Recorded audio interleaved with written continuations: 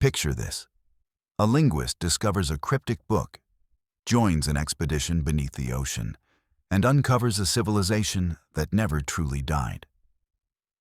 That is Disney's Atlantis, The Lost Empire 2001, where Milo Thatch follows the shepherd's journal into a world thought forever lost. If you enjoy vivid mysteries and strong visuals, like and subscribe. It helps us bring these stories to life.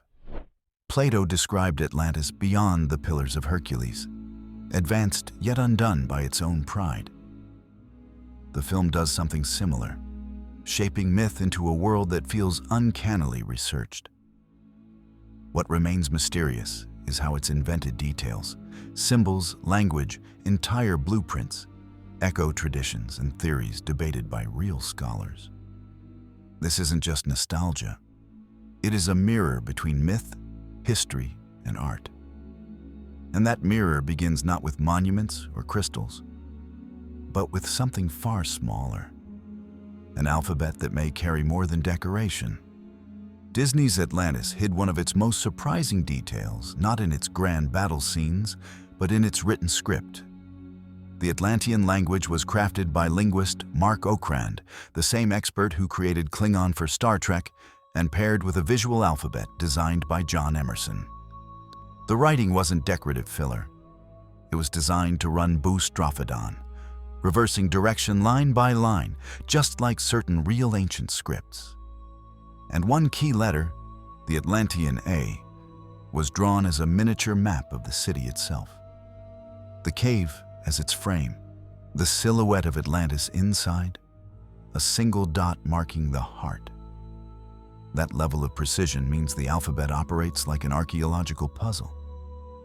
In fact, whole civilizations have resurfaced through the recovery of writing systems. Consider hieroglyphs.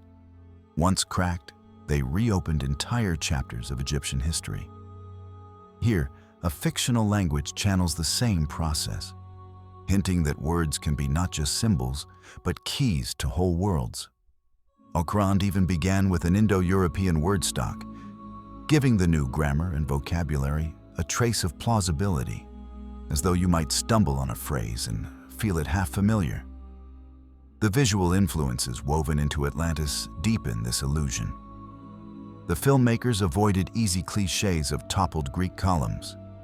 Instead, they borrowed architectural motifs from Mayan structures, Cambodian temples, Indian stone carvings, and Tibetan fortresses. The result is a city that looks like it belongs to no one culture, yet feels grounded in several. That blend lets you experience Atlantis as something discovered, not invented. Real underwater sites like Pavlopetri or the sunken city of Thonis-Heracleion show us how much can lie hidden for centuries, waiting to be mapped and read. The film mirrors this truth. Its alphabet makes the city itself a coded record. But if words and designs can hold memory, Atlantis also suggests that memory has power. And that power rests in the luminous core of the city. At the center of Disney's Atlantis lies the heart of Atlantis, a radiant crystal that does more than glow. In the film, it grants the Atlanteans a remarkable longevity and once powered their machines through the smaller fragments worn around their necks. To the people, it is sacred, yet its role is practical too. It sustains daily life like an unseen power grid running beneath the city. This vision was not created in a vacuum. The filmmakers drew from the writings of Edgar Cayce, who described a mother crystal at the core of Atlantis that provided energy, healing, and even the span of life itself. By weaving this lore directly into the plot, the film reimagines folklore as a tangible lifeline, a crystal humming with memory and utility. The story also bends toward caution. The heart begins as guardian and provider, but when Rourke and his crew try to weaponize it, the same force nearly destroys the entire civilization. That narrative arc reflects a long pattern in Atlantis myths. The belief that misuse of advanced knowledge leads to downfall, whether through floods, fire, or cataclysm. In the film, power becomes punishment when turned toward conquest. Even its sound carries meaning. The design team achieved the crystal's harmonic chime by sliding a wet finger around the rim of a champagne flute. That tiny detail gives the heart a texture you can almost feel. An audible reminder that something as simple as resonance has long been tied, in both legend and ritual, to ideas of hidden energy.